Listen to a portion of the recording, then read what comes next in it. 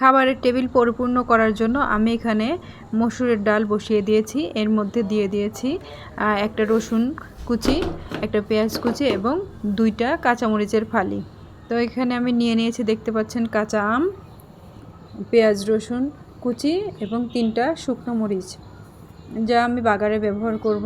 আর এ পর্যায়ে দেখতে পাচ্ছেন ডালটা ফুটছে। তো এটা যখন একদম পূর্ণ ফুটে যাবে, যে ফুটে গেছে, এখন আমি এটা ডাল ঘুটনি দিয়ে ঘুটে নেব।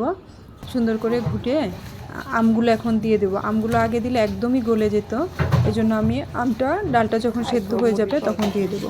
এ পর্যায়ে দিয়ে দিচ্ছি 1 চা চামচ বা প্রয়োজন মতো হলুদের গুঁড়া এবং স্বাদ মতো লবণ।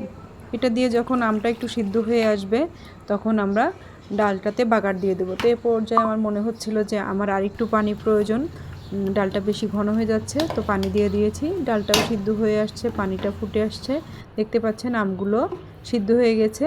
এখন আমি বাগার দিয়ে দেবো। বাগারের জন্য প্রথমে কড়াইতে দিয়ে দিলাম সাদা তেল এবং পাঁচফোড়ন। পাঁচফোড়নটা একটু ফুটে আসলে দিয়ে দেবো পেঁয়াজ রসুন কুচি। তো আমার পাঁচফোড়নটা ফুটে এসেছে, এখন আমি দিয়ে দিচ্ছি পেঁয়াজ রসুন কুচি, একটা তেজপাতা এবং আস্ত শুকনো মরিচগুলো। এটা দিয়ে বাগারটা যখন লাল লাল হয়ে যাবে, লাল হয়ে আসবে, তখন আমি এটা ডালের মধ্যে দিয়ে দেব। তো বাগারটা ভাজা হয়ে গেছে, লাল হয়ে গেছে, আমি এখন এটা ডালের মধ্যে দিয়ে দিব। ডালটা কড়াইয়ের মধ্যে দিলেও হতো, তো আমি সেক্ষেত্রে আর কড়াইতে ডালটা লাগাতে যাচ্ছি না, এই জন্য এটা ডাউলের পাতিলের মধ্যে ঢেলে দিচ্ছি। তো এখন আমরা অপেক্ষা করব ডালটা ফুটে আসা পর্যন্ত, এবং লবণটা একটু দেখে নিলেই ডাল কমপ্লিট।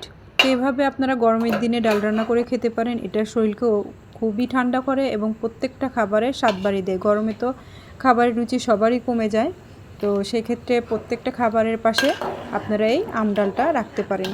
এটা খুবই উপকারী গরমের জন্য এবং খুবই সুস্বাদু। তো আপনারাও ট্রাই করবেন এবং কমেন্টস করে জানাবেন, আমাকে সাপোর্ট করবেন। তো ভালো থাকবেন, আল্লাহ হাফেজ।